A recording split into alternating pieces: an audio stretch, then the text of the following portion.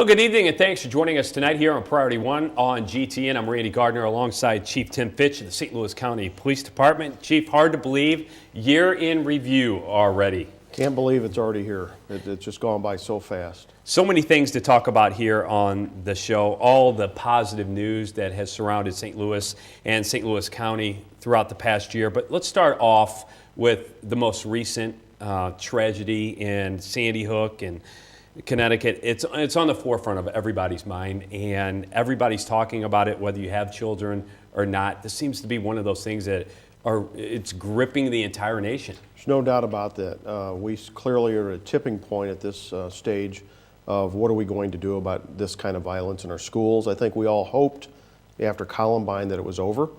It's not over. I guarantee you there's somebody out there in this country right now trying to figure out how they can top what this guy did in Connecticut. We look at it as maybe a school type issue, but this is an issue that can happen, as we've seen, at the mall, at a church. This can happen any day, anywhere. Right, at a theater. You just never know where it's going to happen, and I think that these individuals that are clearly mentally disturbed will sit around and figure out how they can exact more death toll than the last guy. It's a very hard thing to hear as a parent, to sit and watch and try to grasp how something like this could happen. Everybody looking for an answer, whether it's positive, negative. People just want to hear something. You being the police chief, I mean, what kind of advice are you giving to the community? Well, this all started obviously the day after the shootings, and I had citizens calling the office or stopping me on the street and saying, "You're the police chief, what do you think we could do about this? What's your ideas?" And I said, well, what we really have to do is concentrate on the most important part of when these shootings happen, no matter where they're at. And it really is from the time the shooting starts, or you recognize an intruder is on the property, and to the point where law enforcement shows up at the scene. That's the most critical part. That's where most of the killing occurs. So what I have done is try to really hone in on that little piece. Is it 5 minutes? Is it 10 minutes? How long is it till law enforcement gets there? Because I'm comfortable. When my officers arrive to a scene of something like this, they're going to take care of the problem. They're going to neutralize the problem. It's going to be over when they get there. But as we know in this particular case in Connecticut, this guy killed himself when law enforcement was arriving on the scene. And from what I understand, it was about 10 minutes from start to finish that he had killed all these people. So when you look at that critical 10-minute period in Connecticut or in any of these other shootings, how do we address that piece of it? We can talk all day long about the back-end issues, more funding for mental health, weapons control issues. I mean, that's a big part of the conversation as well. We could talk about all that. But what I have to look at as a law enforcement officer is what do we do about that critical 5 to 10 minutes? And so clearly one of the things we can look at doing in the absence of having an armed police officer or armed security officer at every school, which many schools have already said to me, I can't afford that, I can't do it. In the absence of that, what are all their alternatives? One of the alternatives that I've thrown out that's generated the most conversation in our area and really around the country is, do we look at the possibility of having properly trained and equipped school people have a firearm available for them to take this issue on at that time? And I've heard all kinds of things from all over the country. I should be fired for even suggesting that. You know, I'm out of my mind, all these different things. I'm talking about alternatives. We have to have all the alternatives on the table. We have to evaluate them, and then we have to move forward with what we think will work. I will tell you, I've heard from the school officials both ways. We think that's a good alternative to look at, or absolutely not. And I say to the people that say absolutely not, take it off the table, what's your plan? What would you do in that critical 10-minute period? And you're in that environment where the killing has started. How would you address this? I've given you a solution that I think could work. What would you do? And almost without fail, nobody has an answer for that. That's why it's kind of a touchy situation. People don't want to talk about it because it's ugly. Guess what? We have to have an adult conversation about this. What would you say to individuals? Because now you're starting to hear people come out and say, I kind of saw that in that person. It doesn't surprise me. People know people like that in everyday life. Absolutely. All over the community. Absolutely. What do you say to someone about stepping up and bringing that to the forefront? About people are afraid to do that. There are people like that that we see every day in law enforcement. All of them aren't going to turn into homicidal killers. Just not going to happen. So how do you really know which ones are going to snap and which ones aren't? It's very difficult to tell. most of the mental health experts will say, you really can't tell sometimes. It's just going to happen. So how do you handle that piece of it? Clearly, many years ago, we used to have, some people call them insane asylums and psychiatric wards and things like that. Now, really, the only places you have for the mentally ill are those that are criminally mentally ill. Well, if they haven't committed a crime and they just decide to get off their medicine, it falls right back into law enforcement's lap when something happens and they're in crisis. And what I'm saying is we need to look at the mental health piece. That's the biggest part, because historically around this country, when there's been budget cuts or not enough money, mental health services are some of the first things to go. When you look at what your officers do and what you've done your entire career, talk about how police work has changed through the years up to where it is now.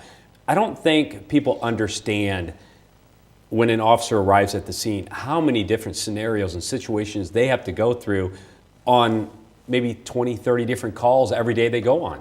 When I started this job with the county police in 1983, the only thing they handed me was a 6-shot revolver, 38 revolver, and I had to buy my own nightstick. That's it. That's what we had for any kind of self-defense or to take on an assailant. Today we have AR-15 rifles, we have pepper spray, we have tasers, we have all these different tools that have come about, and they really have been helpful for us. But at the end of the day, we have to take care of business. When shooting starts, or when someone's life's about to be taken, we now have semi-automatic pistols that we carry with us every day, and large round magazines for extra ammunition. We didn't have that back then, but we have that today because society has evolved. We've had to step up. And I'll tell you, there's all the weapons that we have in the county police are available to anybody out there, any citizen out there. And again, that's a whole nother discussion about that. But they're out there. I mean, there's more guns out there in this country than there are human beings. So I think we're way past the discussion of saying, let's go collect up guns. That's not going to happen. Let's have an adult conversation about what we can do from here. When it comes down to the end of the day, though, for every officer, including yourself, it comes down to communication, the training of these officers to be able to communicate with the community. No doubt about it, and we've given our officers many tools. My police academy was 16 weeks long, where we received a lot of that training. Now it's 25 weeks. So we've extended the academy to do the communication, but at the end of the day, when something is going to happen and you have to use lethal force, we have to have the tools available to us to do that, because that's sometimes the only way you're going to end these threats. What would you say to everybody out there who, you see it every day, the lack of respect for teachers, for your parents, for police officers? You being a law enforcement officer, what would you say to the community about what your department and what you do on a daily basis? Well, we forget sometimes in law enforcement that the vast majority of the public out there still support us. We only hear from the fringes. We really do. And sometimes an officer will get the attitude that nobody likes us. You know, we go wave to somebody in the street and they wave back with one finger or whatever it is. We do get a lot of that, but you also see that in families, you know, in domestic violence situations. I met a 27-year-old grandmother last week. Think about that for a minute. 27-year-old grandmother. She had a child when she was 13, and now her 13-year-old had a child. I didn't see that when I first got into this business, but we're seeing those kind of things more often. So there's a lot of family issues going on as well that really law enforcement can't control, but we have to deal with the aftermath of it. To turn the tables here on the show, let's talk about some positive things that have happened throughout the past year. We can go down a list. This could be a 2-hour show. No doubt. Let's start with crime, down again for the year. It is stunning to me. We had our command staff meeting yesterday, and I told all the commanders to pass this on to their officers. It is stunning to me that here we are again in 2012 with crime being down as much as it is. We're down about 10% over this time last year. Guess what? We were down the year before, and the year before, and the year before. We've had a 4-year steady decline in crime that was preceded by a 5-year increase in crime. So it really is the hard work that our commanders and our officers and all of our professional staff that are civilians that are out there doing every day. We're big into, and you've heard the terms, hotspot policing is where we identify hotspots in our community and we address those issues. And they've just done an absolutely terrific job. We're looking at crime being lower than it was all the way back to 1969. When you look at the community involvement, and I know through the citizens academies and neighborhood policing, those on eyes and ears of the community are invaluable when they step up and they're watching out for their neighbors. No doubt. We surpassed 10,000 graduates this year of our Citizens Academy. It just continues to grow. It amazes me. I was at the last one here in North County, and I had asked someone in the crowd, who's been to multiple academies before? And one guy raised his hand. He said, this is my 14th one. And he said, here's what I know about it. I've learned something new at every one of them. Even though I've been here 14 times, there's something new I learned. And then what we really have done is captured a lot of these people that have graduated and brought them into our Citizens Academy Alumni Association. And you can't go anywhere in the county police today and not see an alumni member out there volunteering their time to help us. Saw many of them yesterday at the 7th Precinct. I'll be down in the 3rd and the 4th later today, and I guarantee you I'll see more of them. One thing I consistently hear when I'm in the community and people are talking about the show is that St. Louis County Police Department has such a proactive approach about facing any situation and getting out there and taking care of it. Talk to us about the whole heroin epidemic, because as soon as you guys stepped to the forefront, there was so much publicity about it. It's, again, we really noticed an increase in heroin deaths in 2010. And basically what we did is we sounded the alarm. And we went to the schools and say, here's what we see. It used to be the average death of a heroin user was about 40 to 45, historically. Guess what? The average death in 2010 was between 19 and 25.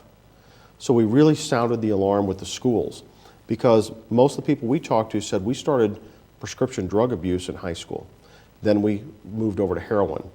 So we went to the schools and said, we need to get to your kids at an early stage in their life, just coming into high school, and have a frank conversation with them about heroin. So I said we were going to have 3 town hall meetings around the county to address this. We ended up doing 22. We're not finished yet. We still have more work to do. But what we have seen in this year is we're down 30% over this time last year in heroin deaths in St. Louis County. And you may say, well, it's down everywhere. It's not. If you look at all the counties around us in the city of St. Louis, they are up compared to last year. St. Louis County's down about 30%. And the more important piece of that, and by the way, that's still too many deaths. The other important piece of that is that age of the average heroin death has moved back into the 40 age range. So I think we've been very successful. Our coalitions, not just the county police, the National Council on Alcohol and Drug Abuse, and the Children's Service Fund, and all of our partners in this, and the schools, after they got out of denial, because many of them were in denial and wouldn't let us talk to them initially. No, we don't have a heroin problem with our kids or in our school. Well, then after they had one and they finally came to grips with it, kind of like school shootings, they said, we need your help. We need you to come in and talk to our kids about it. So what we're doing now is we're moving into phase 2, where we're now going to go into the middle schools around the county and talk to the middle schools instead of the high schools, try to even get them on board with this at a younger age. And as a result of all this, the President's, it's called the Office of National Drug Control Policy, recognized our department last week in Washington with a Education and Treatment Award. About 500 submissions from around the country for this award, and we were selected for that. So our folks did a great job.